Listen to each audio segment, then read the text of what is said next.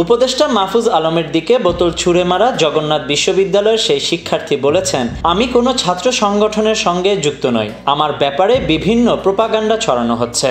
বৃহস্পতিবার এসব কথা বলেন জবির অর্থনীতি বিভাগের 2023-24 শিক্ষাবর্ষের শিক্ষার্থী হুসাইন বলেন, গতকালের ঘটনাটি ছিল অনাকাঙ্ক্ষিত। আমি উদ্দেশ্য প্রণোদিতভাবে বোতল ছুঁড়ে মারিনি। বোতলটি আকাশের দিকে নিক্ষেপ করি, কাউকে আহত বা অপমান করার জন্য কাজটি করিনি। তিনি বলেন, আমার নামে বিভিন্ন প্রোপাগান্ডা ছড়ানো হচ্ছে। আমি শিবির কিংবা ছাত্রলীগ কোনো ছাত্র সংগঠনের সঙ্গে যুক্ত নই। জুলাই আন্দোলনে অংশ নেওয়ায় পুলিশ আমাকে পেটায়, সেখানে আজকে আমাকে ছাত্রলীগ ট্যাগ দেওয়া হচ্ছে।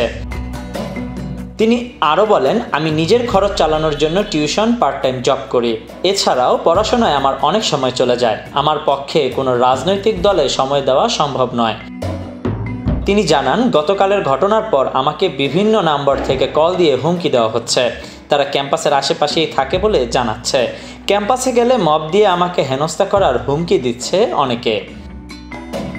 এর আগে গতকাল বুধবার রাতে জগন্নাথ বিশ্ববিদ্যালয়ের আন্দোলনরত শিক্ষার্থীদের সাথে কথা বলতে কাকরাইল মসজিদের সামনে যান অন্তর্বর্তী সরকারের তথ্য উপদেষ্টা মাহফুজ আলম। রাত 10টার দিকে তিনি সেখানে পুলিশি ব্যারিকেডের সামনে দাঁড়িয়ে আন্দোলনকারীদের সাথে কথা বলছিলেন। হঠাৎ একটি পানির বোতল উপদেষ্টার মাথায় লাগে।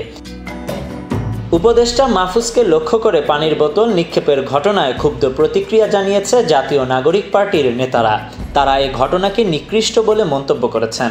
পরে প্রেস ব্রিফিংয়ে মাহফুজ বলেন, তাদের নির্দিষ্ট একজন ব্যক্তির প্রতি যে হিংসা 8 মাস ধরে রয়েছে এবং তাদের যে হিংস্রতা অনলাইনে দেখা যায়, তারা আজকে এখানে এটা করেছেন।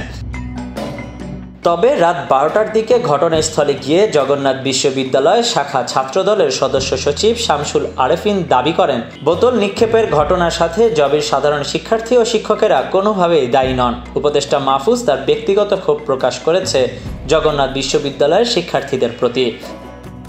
Desk report, news now 24।